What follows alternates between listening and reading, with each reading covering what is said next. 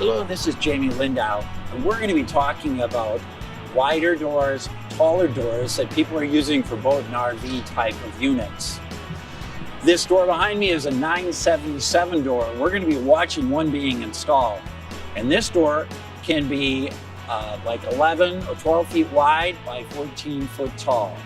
This door can be wind rated or not wind rated with chain horse and not chain horse. A lot of people look to use these types of doors or standard mini storage type of door because A, they're less expensive than a conventional sectional door, and also they use the exact same latch situation, so it makes all of your locking and overlocking situations the exact same. So we'll get started in watching how one of these doors is installed. In this building, Jamie is installing the door brackets onto mounting plates. Depending on your building, or whether you're retrofitting or if it's new construction, you may or may not have the plates, or your plates may be different. Next, the brackets and the plates are installed into the door jambs. Jeremy Beck is going to show us how to determine how much to trim from the door axle. So we measure how much room we have from the panel to the edge of the door jamb. We got about 6 inches here. Our door curtain takes about 1.5 inches of that. We give ourselves a little bit of play. This is about 4 inches total of pipe that we want to allow against from the edge of the drum. So we just come over here. We're going to mark 4 inches, and then we're going to cut this off. On this particular project, Trocky's buildings have 1 foot wide jambs. That makes for a pretty tight installation. Next, the sprocket for the chain hoist is bolted into place.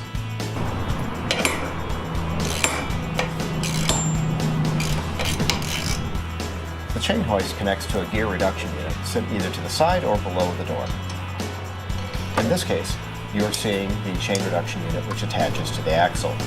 Another version of it is available, which can be mounted below the door. You have some flexibility in how this is mounted. Here you see an example of what that gear reduction unit looks like when mounted below the door. Before raising the door into place, you'll also install the saddle tensioner and the axle saddle. On these parts, you'll notice that there is an indicator pointing to which way the wall should be facing. Now we're ready to raise the door into place. Our team is positioning the door on a pallet. We're going to raise the door up into place, being very careful to not hit the door header or the building trim with the lift. The door is placed diagonally on the pallet so it can make it through the door opening. Then it gets straightened out once it's in the building. Another option is to contact your TrackRite representative to acquire one of our special cradles. For jobs with lots of doors, this is a handy way of raising the door up so that you don't risk hitting the header with the lift.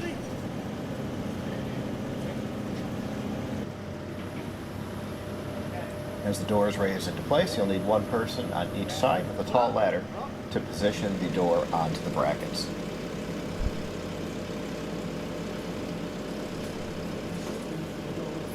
The door guides for the 977 are a little different than the 944 guides. They don't have pre-punched holes for the door stops. You'll field locate these, measure the height of your door, and determine where you want your 977 door to stop. Then, drill holes in the guides and use the carriage bolts to bolt the door stops into place. Fasten it very loosely. You'll tighten it in a later step. Use the pliers to bend out the tabs at the top of the door guides. Next, install the door guides.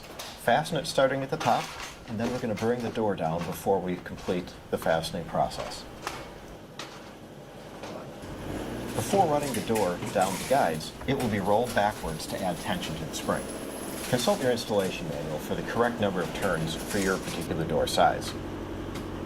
After you've reverse rolled the door to set the tension, then you will cut the packaging straps off. It's important that before doing this that you and your assistant are ready to assume the pressure of the door and pull it gently down into the guides. Once the door has been rolled past the stops should now be tightened. Now, install the keepers onto the bottom bar of your door. These components keep the door bottom bar from sliding up past the stops. Once you've got the door stops installed, bring the door down further and check the clearance on the side of the door. Wiggle it side to side. It should be able to move about a quarter of an inch in either direction. Now you can fasten the guides completely to the building. The guides have slotted holes. Aim to attach them in the middle so that you have a little bit of adjustment available if needed.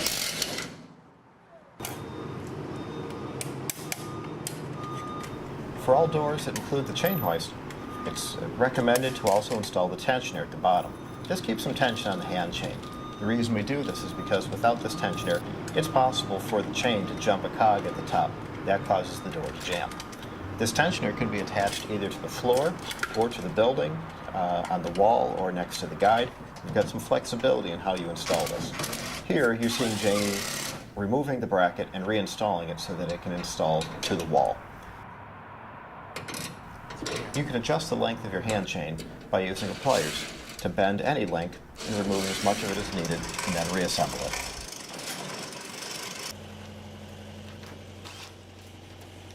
One of the last steps of installing your roll-up door will be to install the handles. The 977 door will come with a handle in the center, and another should be installed next to the latch. The pull rope can also be installed at this time.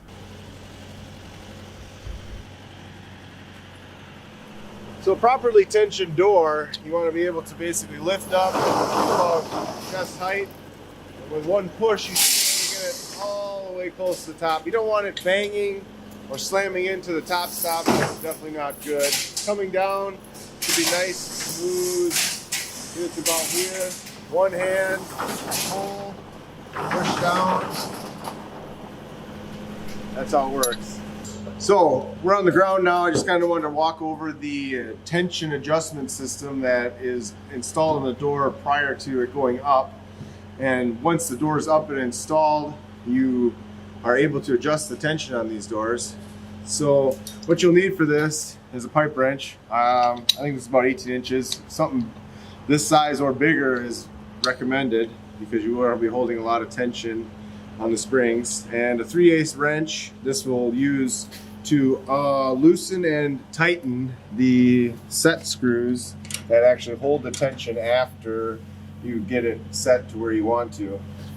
So to use it, you want to grab your end of the pipe, and to add tension you would basically just pull down and this would stay up there and you're adding tension. To remove, you want to assume the spring tension, loosen that, and that will take the tension off. Make sure all the set screws are loosened when you do this, but when you are done, you want to make sure to go back and tighten everything up, including the chain hoist. That will make sure that for the life of the door, you don't have any springs popping loose.